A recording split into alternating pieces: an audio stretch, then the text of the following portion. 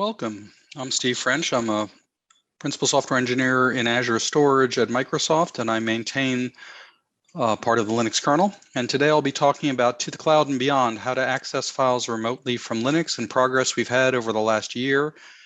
This exciting progress in accessing files from the smallest devices to the largest devices to the cloud, accessing files safely, securely, and efficiently. So I've been maintaining the Linux kernel client for many years. I wrote the original version of it. I'm a member of the Samba team, and as I mentioned, I work in Azure Storage for Microsoft.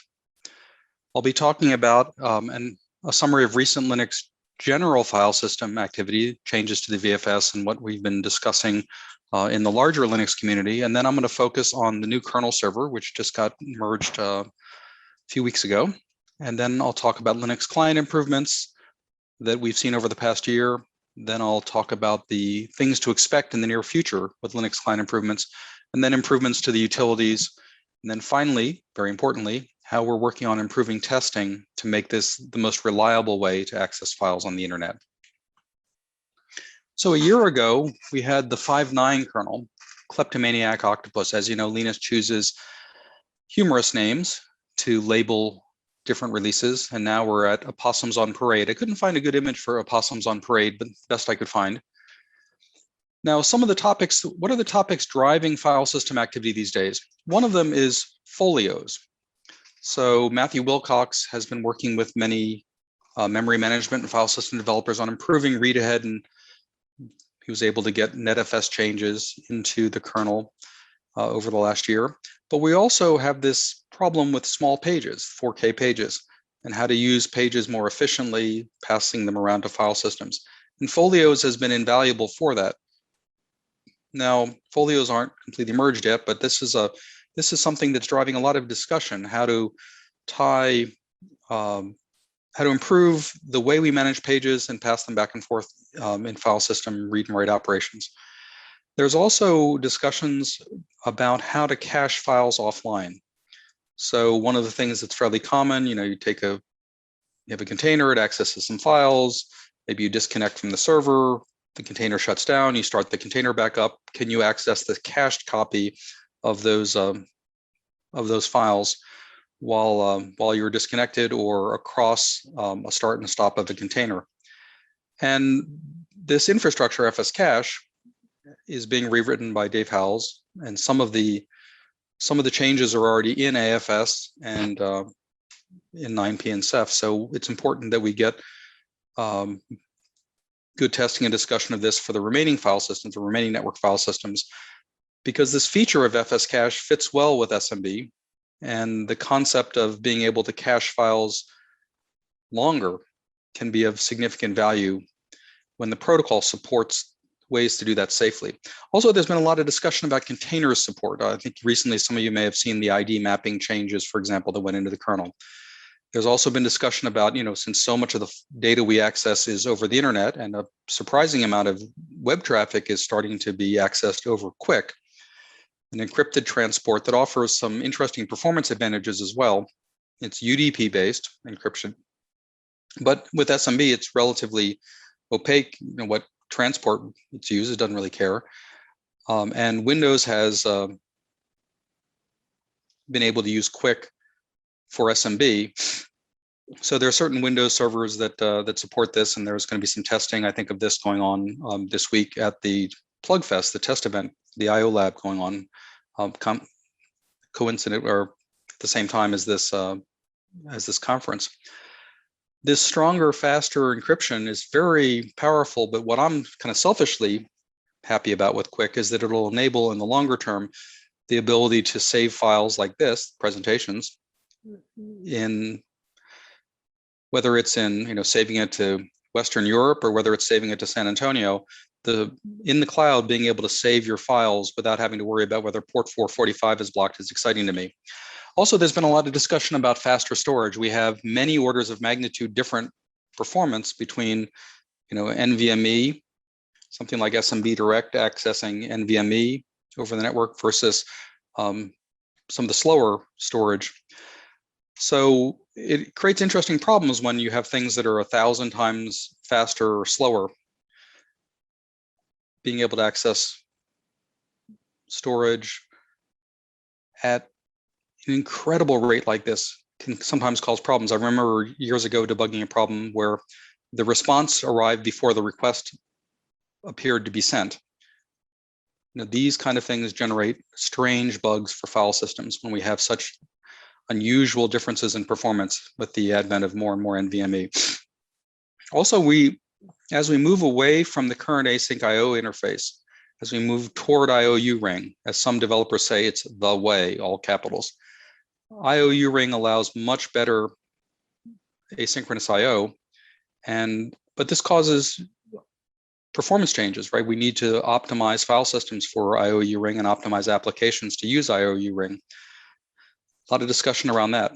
And of course, we continue to move more and more data into the cloud. Presentations like this, we continue to share in the cloud, but that brings longer latency sometimes. And it also means that we have multiple protocols sometimes accessing the same files. We have objects and files coexisting in the same namespace. We have cases where multiple protocols have to be secured and access control very carefully set up to make sure that we don't expose a file insecurely with one protocol and securely with another. So let's look at the summary of the year, the most active file systems for the year. Last year, there were over 5,000 file system change sets, relatively flat, about 6.5% of the overall kernel, but the kernel is so huge, 20-something million lines of code, that it sometimes gets overwhelming to think about all of these. The file system, unfortunately, even though it's only 5% of the kernel source code, receives some of the most attention, some of the most carefully watched areas of the kernel. The million lines of code, now a million lines of code in the file system layers of the kernel, is among the most carefully watched areas. And the cifs client activity is quite strong. It's the number 4 most active file system. And at almost 60K lines of code, it's a really, really important component as we go forward. And I think that at this current pace, the server, Ksmbd, is also going to be one of the most active file system components. Now let's take a look at some of the most active file systems, objectively, right? BTRFS, the VFS layer itself, of course, is the most active, but BTRFS and XFS kind of dominate. Then the next file system down is cifs. Then you have the NFS server as well, similar level of activity. Now, those file systems, those 4 or 5 file systems, kind of dominate a lot of the activity in the, some of these other file systems like 9P just get a very small amount of activity per year. Now, one of the things that's hard for people to wrap their head around is on the server side, even though we now have a kernel server, very active, very exciting time. Samba, the user space file server, is 3.4 million lines of code, 100 times bigger, right? So this is pretty impressive project.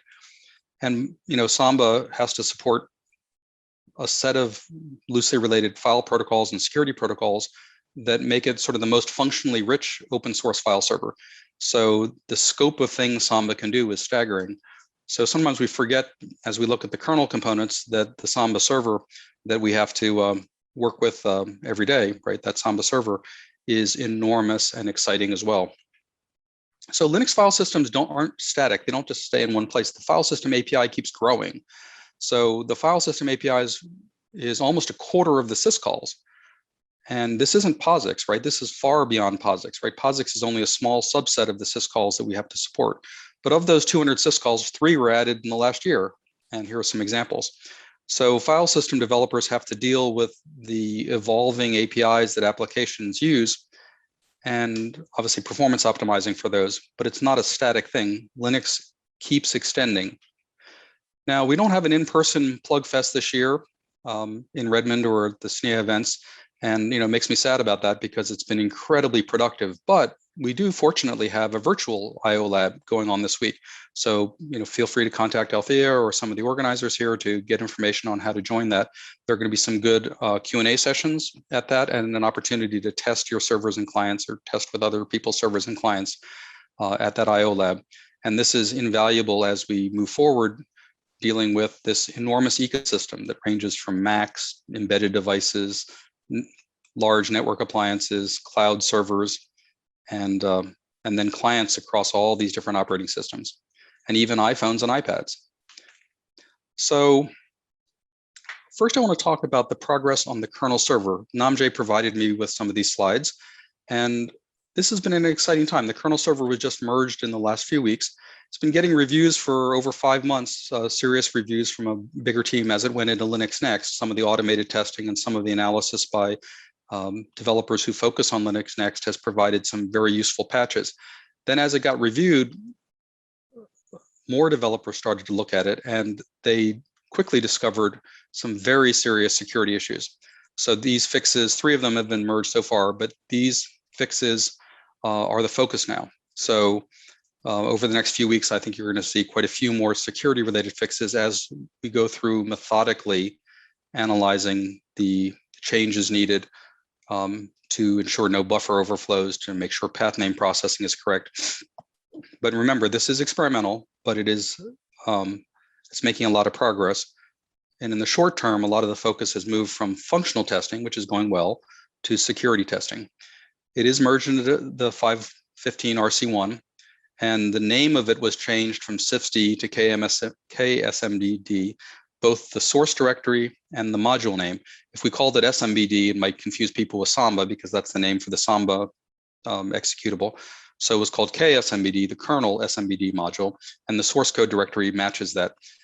We created an SMBFS common directory and moved some of the client headers to that to allow the kernel server to leverage newer versions of some of these protocol definitions and to allow us to move some common code for the client and server together into SMBFS common. Trying to move away from using the word cifs. Eventually, the cifs source code directory will be renamed to something like SMBFS client to reduce confusion.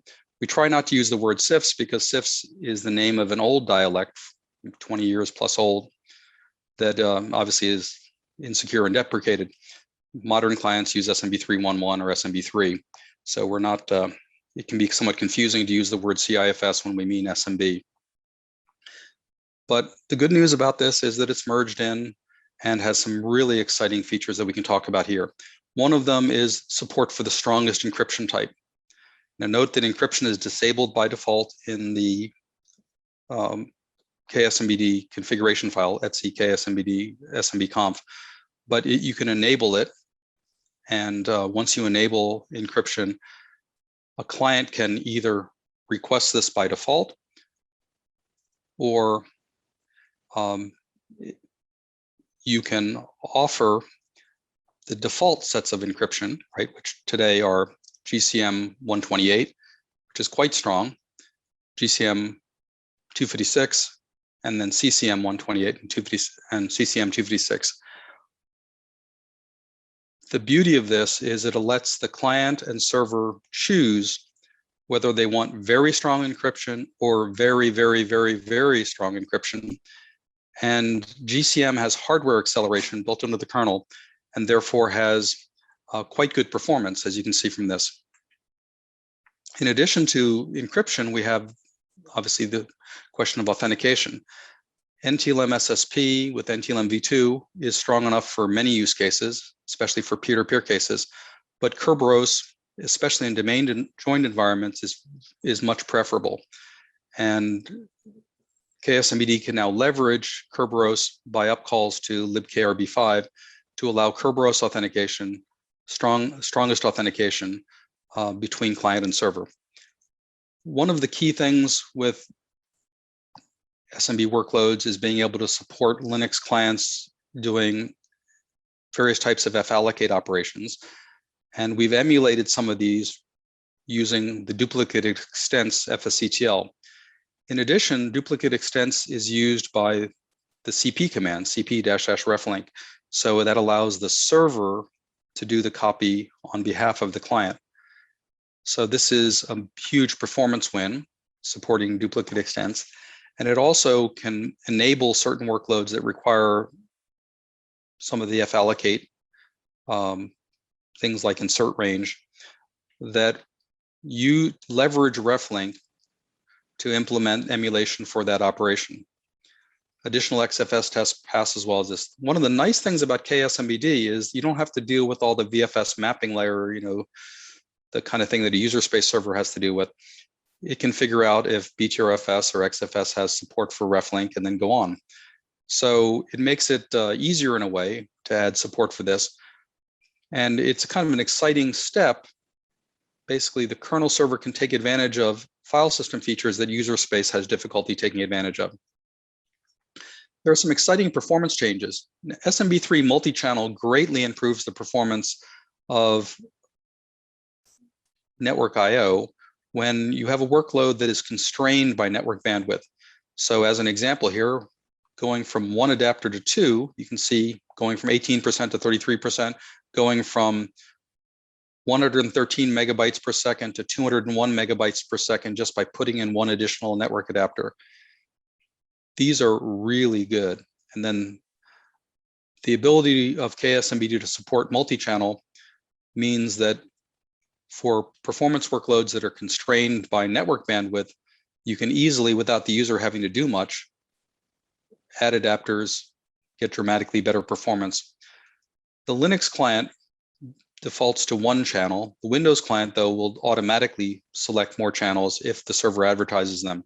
On the mount command in Linux, you can ask for multi-channel, though, and you can also ask for more than 2 channels if you want. And that allows you to it'll query the server, ensure that it has the right number of channels, and then go ahead and leverage this. So even on Linux world, with reasonably recent kernels, you can get some of these same performance benefits that you'll see with Windows clients using multi-channel. The performance benefit is huge. Here you see Wireshark traces of it. You can see it returning more than 1 network interface. You can see it binding to more than 1 network interface. And then looking at the different colors here, you can see writes sent on more than 1 interface.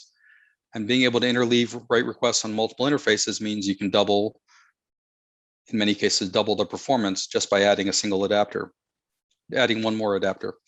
So features that are being currently worked on in Ksmbd include SMB Direct.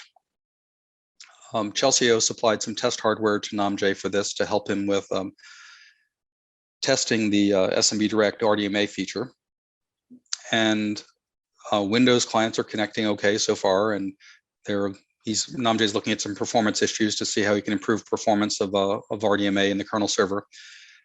And being able to change the, as RDMA NICs are added and removed, being able to change those dynamically is another thing being worked. And the credit management is also being checked now.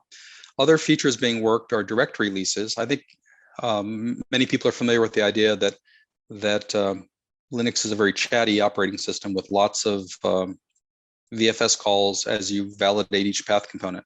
Directory leases allow you to cache the existence of a directory and the contents of a directory, which can greatly reduce the number of round trips, because you end up with not having to send queries to the server to see if a component of a path exists. When you have a file that's 100 directories deep in a tree, it can be very expensive to query 100 times just to see if that file exists, because you have to query individually for each component of the path. Directory leases can help reduce that. And I think what's really exciting about directory leases as well is that it's complementary with some of the work we've been doing on the client. Currently, the client supports directory leases for the root directory. Windows uses it more generally. But as we improve the client use of directory leases and the server implementation of directory leases, the metadata performance gains can be quite large. Change notify is also kind of neat because we're able to use, in the kernel server, we're able to use a broader set of interfaces than it's easily achievable in user space. And change notify is commonly used in Windows. For example, when you open up the Explorer, you're looking through a directory. As the directory contents change, the client is notified asynchronously to refresh its window. So it's a very common operation from Windows clients. And I think that it's kind of exciting to see the progress being made on change notify on the Ksmbd server. So let's do a quick summary of the kernel server status. It's in the mainline kernel. It's not ready for production use yet. It's experimental. It's disabled by default. As you can imagine, for the first 9 months of this, the focus has been on functional testing, getting XFS tests working, getting SMB torture tests working. That's going well. But this initial merge has shown many serious security issues. And as these patches make their way into mainline. We're going to continue to do testing, and we're tracking the progress of that security review at the wiki page you see here. So we're trying to be very objective and very detailed about the security review to make sure we're not missing anything. And obviously additional help would be very welcome, not just in testing, but in reviewing to make sure we haven't missed things. Now, Namjay has done a great job. There are multiple developers helping him. Namjay is the maintainer. I'm managing the Git merges and also ensuring that additional functional testing is done regularly on this. I am reviewing these patches as requested, but my focus is largely on the client. So Namjay would welcome additional help with the code reviews, with the security auditing, the testing, with these new features, especially as we integrate more tightly with Linux. This is an extremely exciting time, and I'm very happy with the progress. You know, I'm very selfish here, but I found bugs in the client because I've been able to run certain tests that are easier to run against Ksmbd than alternatives.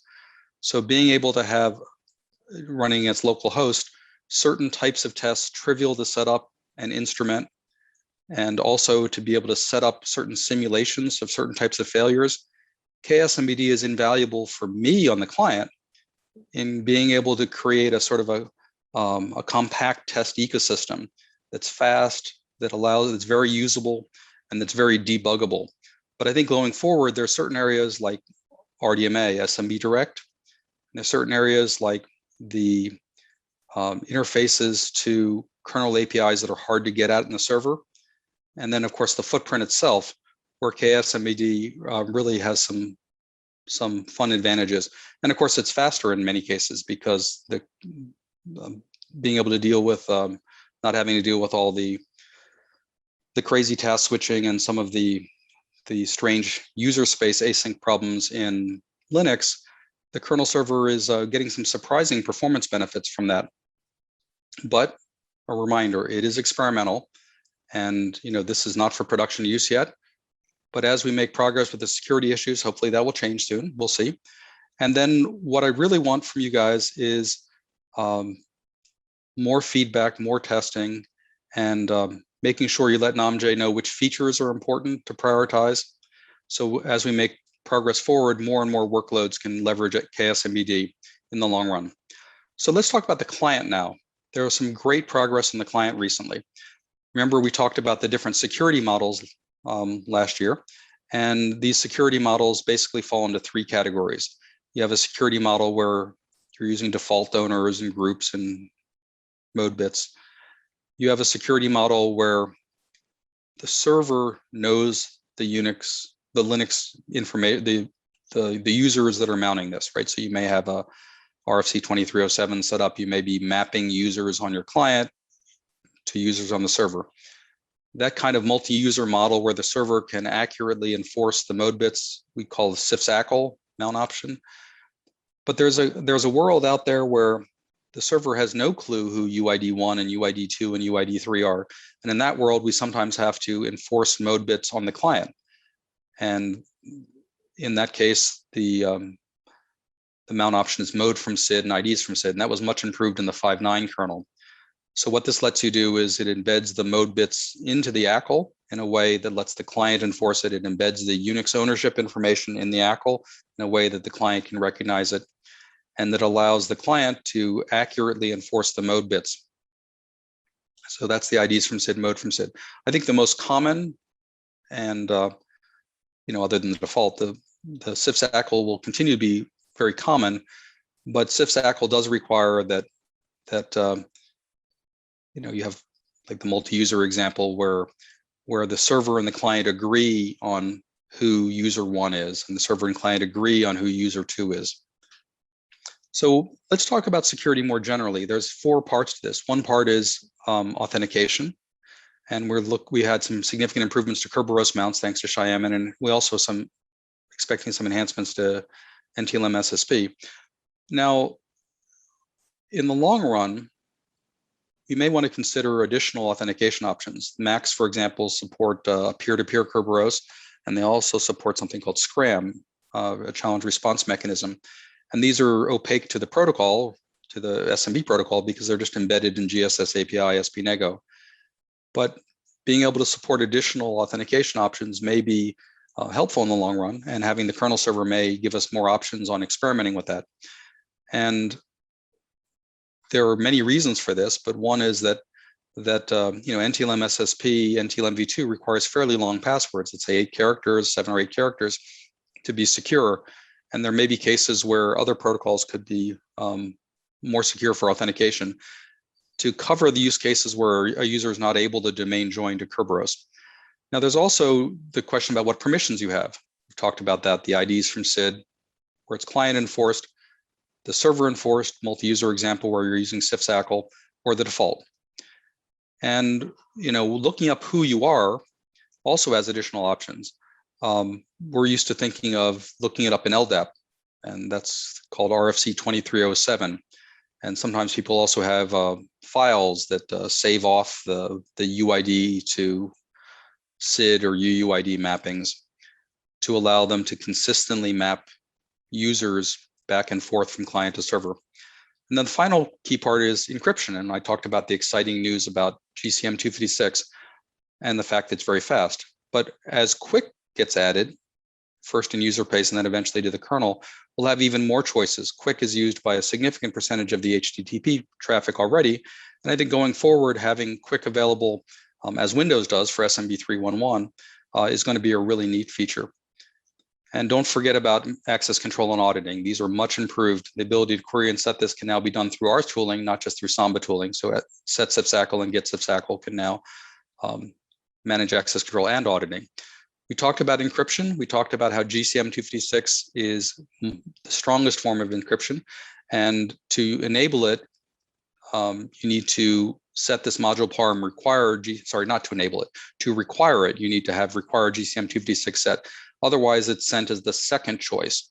The server can decide to negotiate it if it prefers, but our first choice is GCM128 because it's a bit faster and quite strong in itself.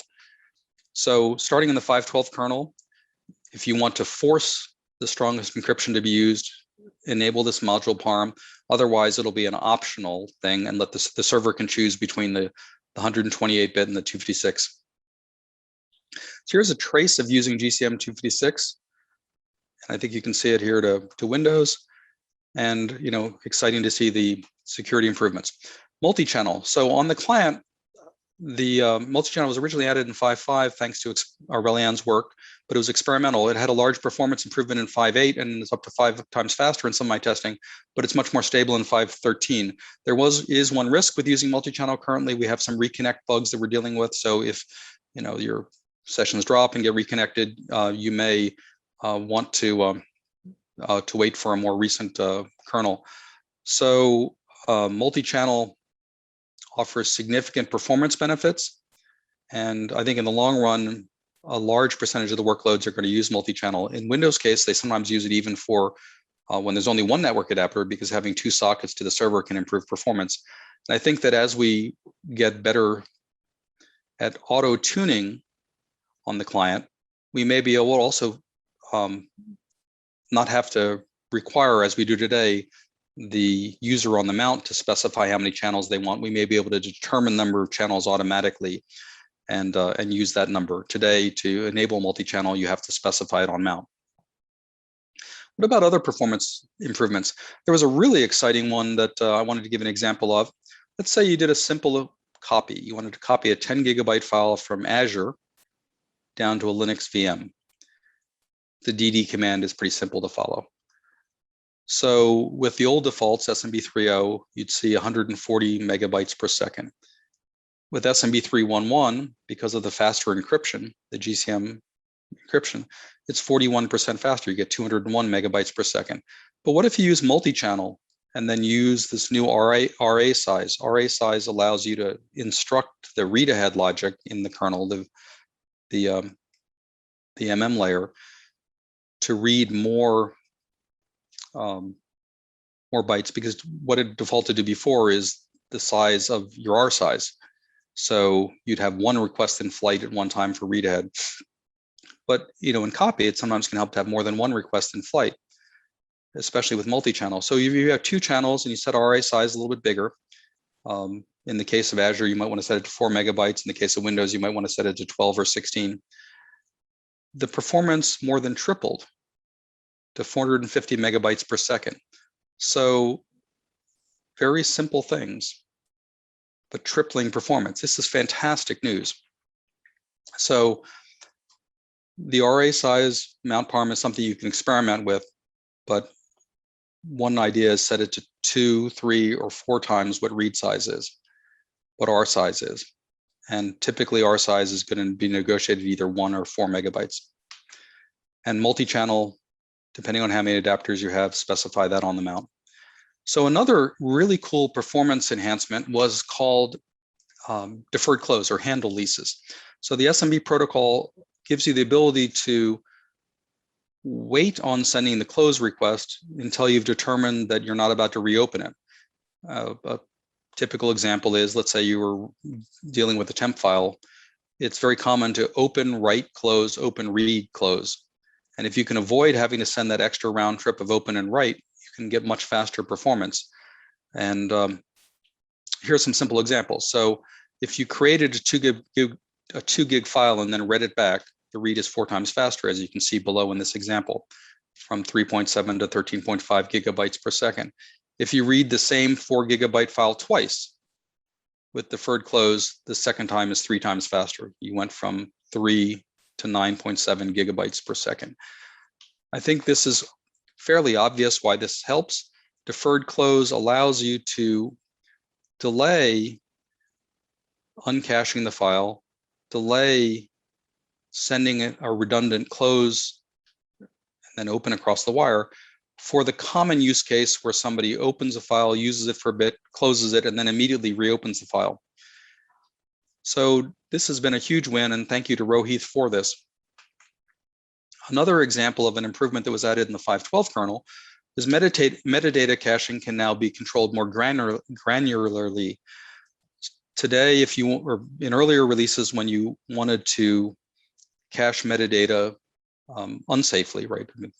Remember, this is sort of a model that most network file systems follow. You'd set AC timeout. In the case of cifs, it defaults to 1 second. In the case of NFS, it's longer. And what this means is that, if you're querying a directory tree, you might not have to send a request across the wire to validate that dir1/dir2/dir3/dir4 exists before you open a file in that subdirectory. In addition, there are cases where if you've queried the attributes of a file reasonably recently, you don't have to resend the query for the attributes. So this has been a common performance feature you see in NFS and SMB. Defaults to 1 second in the case of SMB.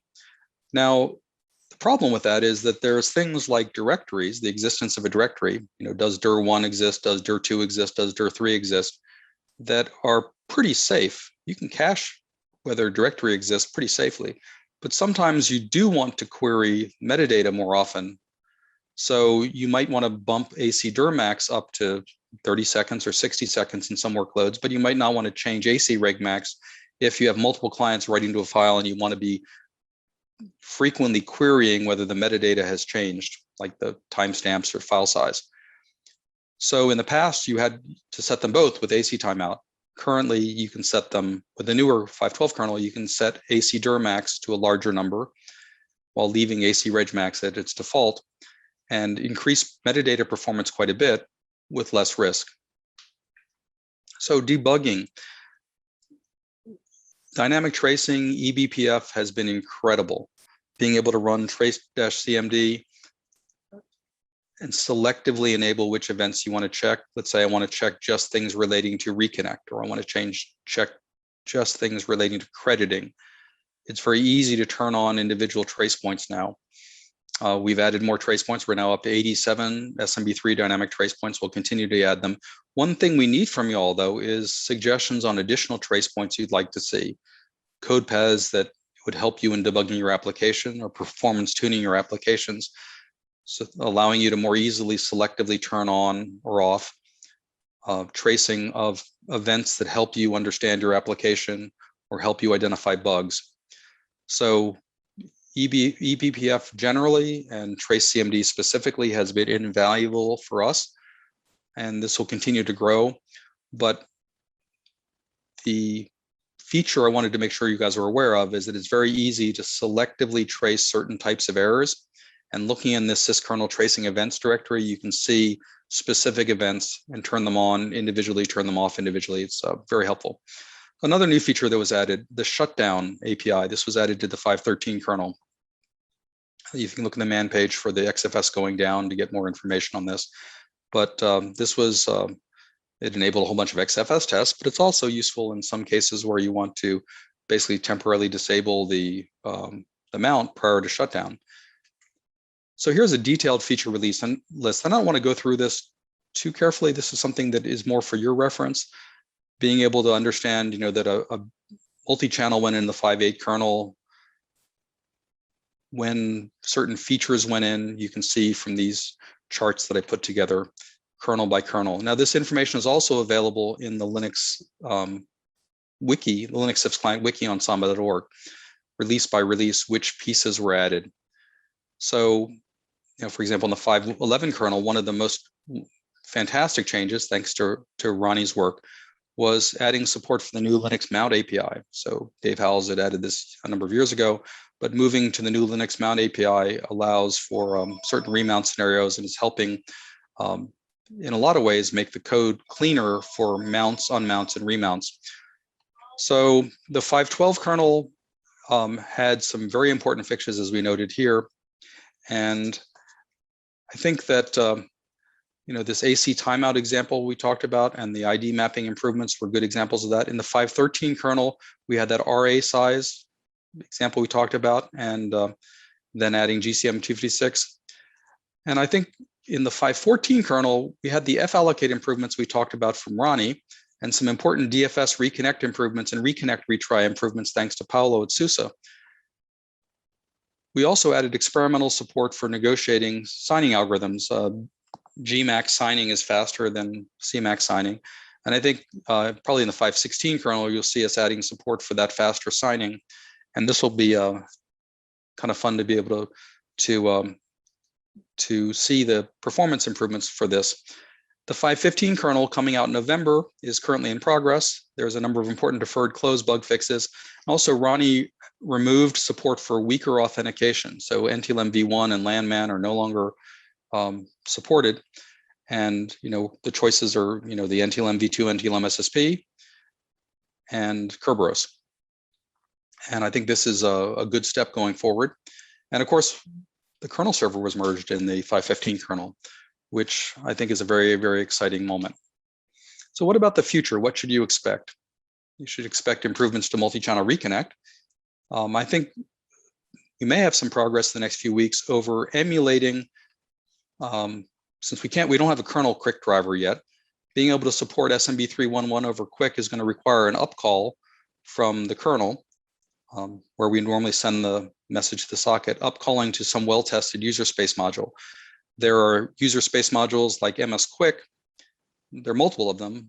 The reason I mention MSQuick is that has pretty good regression tests run on it regularly, and it seems to work well and is available on Linux. So kind of what I'm thinking as a process is that we make sure the SMB pieces work of testing this to Windows, which, testing SMB3.1.1 from Linux over QUIC transport to Windows using a well-tested user space QUIC module. Once we're sure the SMB pieces are working, we now have kind of a point of comparison. So we can start working on the kernel module for QUIC.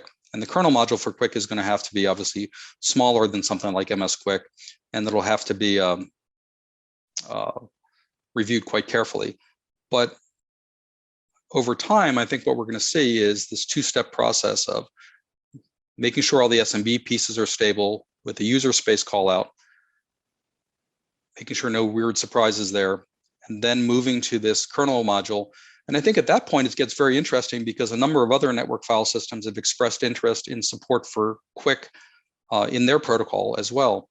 And, getting past the issue of port 445 being blocked is great for me, but other protocols have similar kinds of problems. When you're running over an encrypted transport like QUIC, then other protocols will be able to leverage the same the same freedom to basically connect securely, safely encrypted without having to worry about their port being blocked kind of randomly.